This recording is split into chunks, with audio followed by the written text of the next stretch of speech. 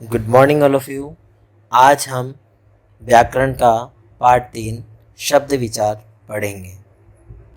जैसा कि आप जानते हैं कि हम सभी अपने दैनिक जीवन में भावों को बोलकर या लिखकर प्रकट करते हैं।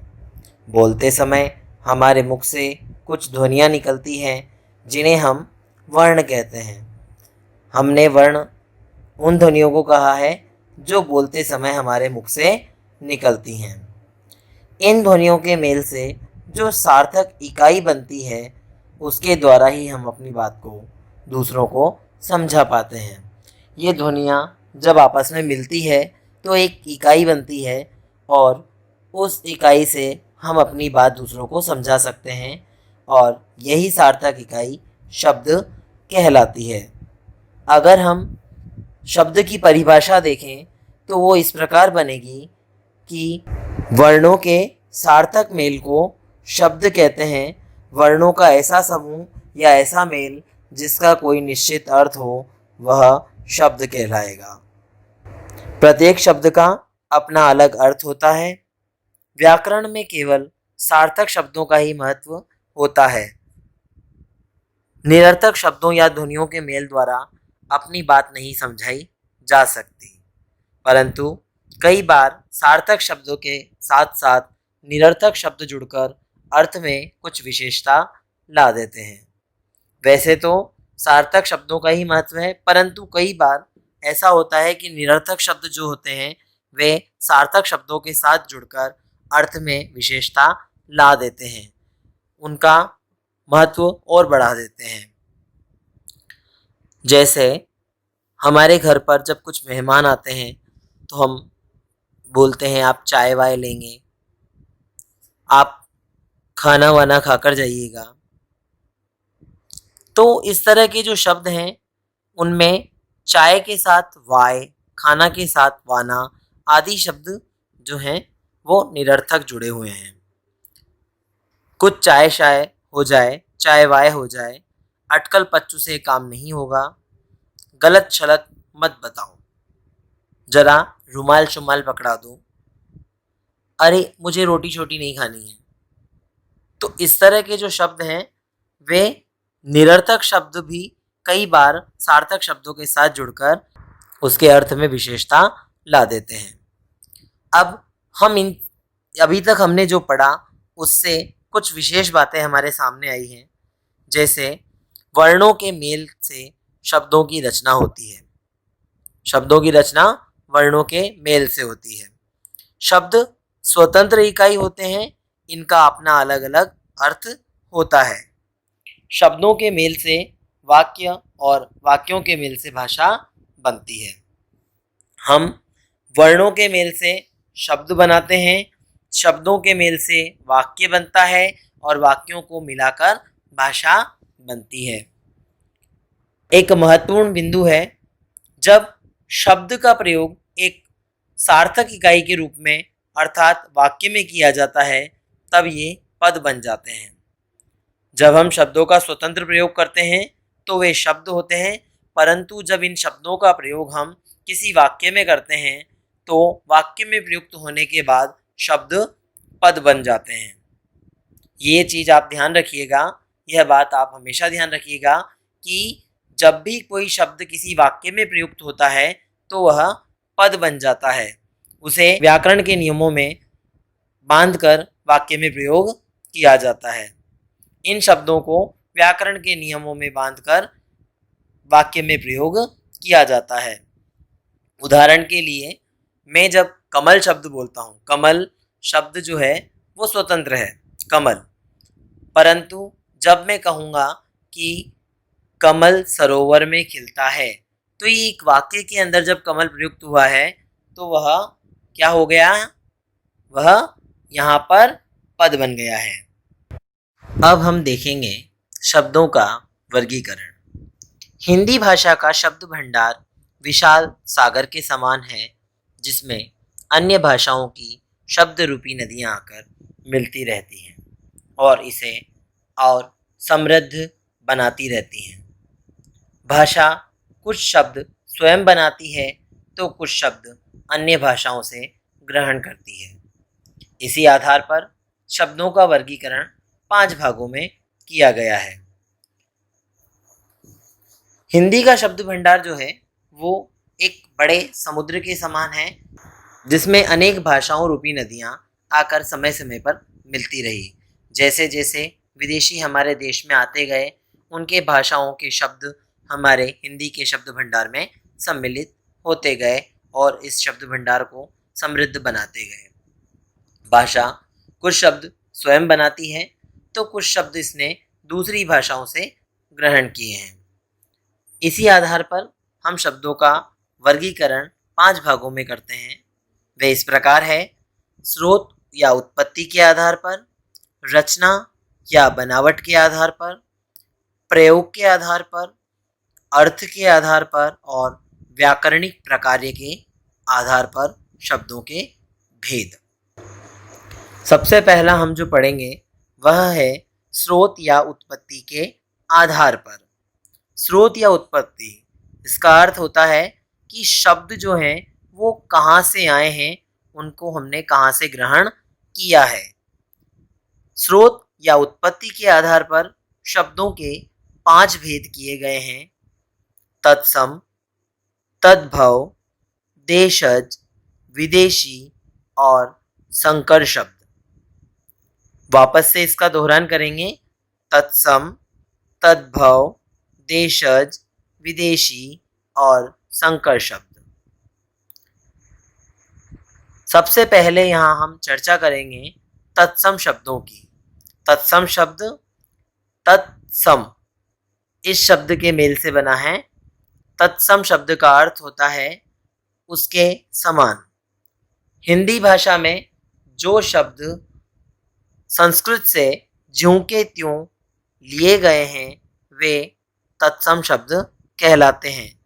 वे शब्द जो संस्कृत भाषा से ज्यों के त्यों हिंदी भाषा में प्रयोग किए जाते हैं वे तत्सम शब्द कहलाते हैं। यहाँ पर देखिए कई सारे उदाहरण दिए गए हैं, जैसे अक्षर, अंकुर, अधीन, अध्यक्ष, आक्रमण, आरंभ, आश्चर्य, ईर्ष्या, उत्सव, ऋतु, कनिष्ठ, कवि, कार्य, केश, गति, चंचल, चतुर, चिंता, ज्वर, जन्म, जीवन, ताप, दक्षिण, दया आदि। तो इन शब्दों का आप उच्चारण करें। आपकी पुस्तक में जो शब्द दिए गए हैं इनका आप उच्चारण करें। ये सभी शब्द संस्कृत में भी इसी रूप में प्रयोग किए जाते हैं। अब हम पढ़ेंगे तद्भव शब्द। तद्भव शब्द वे शब्द जो संस्कृत से आए हैं परंतु थोड़ा बहुत उन्होंने अपना रूप परिवर्तित कर लिया है। संस्कृत भाषा के वे शब्द जिनका हिंदी तक आते आते रूप परिवर्तित हो जाता है वे तद्भव शब्द कहलाते हैं। अर्थ समान रहता है परंतु शब्द का जो है रूप वह परिवर्तित हो जाता है। जैसे कि अगम्य शब्द जो तत्सम शब्द है उसका तद्भव बना अगम। अंधकार शब्द जो तत्सम शब्द था उसका तद्भव बना अंधेरा। आश्चर्य शब्द का तद्भव बना अचरज। ऐसे कई सारे शब्द हैं जो तत्सम में अलग हैं और तद्भव में अलग। उनमें आपको हल्का पुल्का अंतर देखने को मिलेगा। जैसे अश्रु से आंसू बने, अग्नि से आग बना, आम्र से आम बना, एकत्र से इकट्ठा बना, उज्ज्वल से उजाला बना, उज्ज्वल से उजला बना, कर्ण से कान बना आदि। यहाँ आपकी इस पुस्तक में तत्सम और तद्भव शब्दों के रूप एक साथ दिए गए हैं कि संस्कृत में क्या शब्द थे और हिंदी में वे तद्भव होकर क्या हो गए। अगला है देशज शब्द।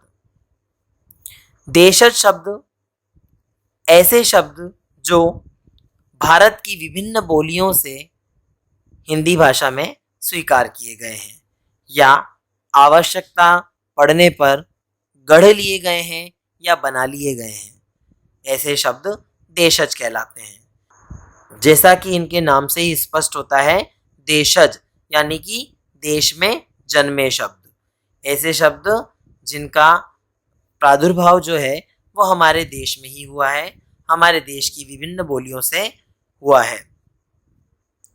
जैसे कपास, चूड़ी, परवल, ताला, बाजार, मुकुट, भिंडी, डोसा, मिर्च, इडली, चिकना, सांभर, खचाखच, खटपट, चिड़चिड़ा, खलबली आदि। तो ये जो शब्द हैं ये आपने देखे और सुने हैं। अब इसमें आप आगे के शब्दों का उच्चारण स्वयं करेंगे, इन शब्दों का उच्चारण करेंगे और इनको पढ़ेंगे तो आपको पता चलेगा कि ये शब्द हमारी क्षेत्रीय बोलियाँ या क्षेत्रीय भाषाओं से लिए गए हैं। जैसे उदाहरण के तौर पर मैं आपको बताना चाहूँगा कि रोटी, रोटी शब्द जो है उसको विभिन्न क्षेत्रों में, विभिन्न बोलियों में अलग अलग कहा जाता है। जैसे कहीं रोटी बोलते हैं, कहीं उसको फलका बोलते हैं, कहीं उसे चपाती बोलते हैं। इसी तरह सब्जी, सब्जी को कहीं शाक बोला जाता है, कहीं सब्जी, कहीं भाजी, कहीं पर तरकारी आदि नामों से इसे हम जानते हैं। तो अलग अलग क्षेत्र में अलग अलग नामों से ये जाने जाते हैं।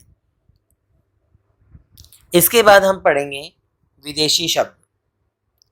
नाम से ही स्पष्ट है, विदेशी यानी कि वे शब्द जो दूसरे देश की भाषाओं से हमारी हिंदी भाषा में आए हैं, उन्हें विदेशी शब्द कहते हैं। अब दूसरे देश की कौन कौन सी भाषाएं हैं? जैसे अरबी भाषा है, अरबी भाषा से कई सारे शब्द हिंदी में प्रयोग किए जाते हैं। जैसे आपने सुना होगा या आप इस प्रकार के कई शब्द बोलते होंगे, असर, इरादा, इशारा, ईमान, किताब, एहसान, खत्म, जिला, तहसील, नगद, बुनियाद, मजहब, मुसलमान, साफ, हलवाई आदि। इन सब शब्दों को हिंदी भाषा में इनके लिए अलग अलग शब्द हैं। उदाहरण के लिए हम किताब को पुस्तक बोलते हैं, मजहब को हम धर्म बोलते हैं। अब आप फारसी शब्द सुनिए, अगर, आबरू, आराम, आफत, आमदनी, आवारा, आसमान आदि। इसी तरह कुछ शब्द तुर्की भाषा से लिए गए हैं, काबू, कैंची, खंजर, चाकू, चेचक, चिक, चम्मच, तोप, दारोगा, बारूद, बहादुर, लाश, सराय आदि। आपने कुछ शब्द ऐसे भी सुने होंगे जो अंग्रेजी भाषा से लिए गए हैं, आप इनका प्रयोग भी करते हैं। उदाहरण के लिए स्कूल, हम स्कूल शब्द का प्रयोग करते हैं, पर स्कूल को हिंदी में क्या बोला जाता है? विद्यालय। पर हम अधिकतर स्कूल शब्द का प्रयोग करते हैं। हम स्टेशन शब्द का प्रयोग करते हैं, हम रेलगाड़ी शब्द का प्रयोग करते हैं, हम डॉक्टर शब्द का प्रयोग करते हैं, इंजीनियर आदि शब्दों का प्रयोग करते हैं। यहाँ कुछ शब्द दिए गए हैं जैसे appeal, officer, operation, engine, court, court, जज, pant, paint, pencil, vote, note, pen, copy, paper, school, college, doctor, nurse, hospital आदि। इसी तरह कुछ अन्य भाषाओं के शब्द भी हिंदी भाषाओं में आए हैं, जैसे बम, ये एक डच शब्द है, मिग, स्पुतनिक ये रूसी शब्द हैं, चाय और लीची चीनी शब्द हैं, रिक्शा जापानी शब्द है, अंग्रेज, काजू, कारतूस फ्रेंच शब्द हैं, अलमारी, कमरा, कनस्तर, कप्तान, गमला, गोदाम, चाबी, तौलिया, बाल्टी, संतरा, साबुन ये सब पुर्तगाली भाषा के शब्द हैं। हिंदी में दो भाषाओं से बने कुछ शब्दों का प्रयोग भी किया जाता है, ऐसे शब्दों को संकर शब्द कहते हैं। अब हम पढ़ेंगे संकर शब्दों के बारे में। ऐसे शब्द जो दो भाषाओं के शब्दों से मिलकर बने हों। ऐसे शब्द जो दो भाषाओं के मेल से बने हों संकर शब्द कहलाते हैं। संकर का मतलब होता है दो चीज़ों से मिलकर बना हुआ। जैसे फारसी और हिंदी के शब्द बे और डोल मिलकर बेडोल शब्द का निर्माण करते हैं। हिंदी और अंग्रेजी के शब्द लाठी और चार्ज मिलकर लाठी चार्ज शब्द बनाते हैं। अरबी और अंग्रेजी का बीमा पॉलिसी शब्द जो है वह इसका एक श्रेष्ठ उदाहरण है। संस्कृत हिंदी का वर्ष और गांठ शब्द मिलकर वर्षगांठ बनाता है। इसी तरह अनेक उदाहरण जो हैं वो आपको आपकी पुस्तक में देखने को मिलेंगे।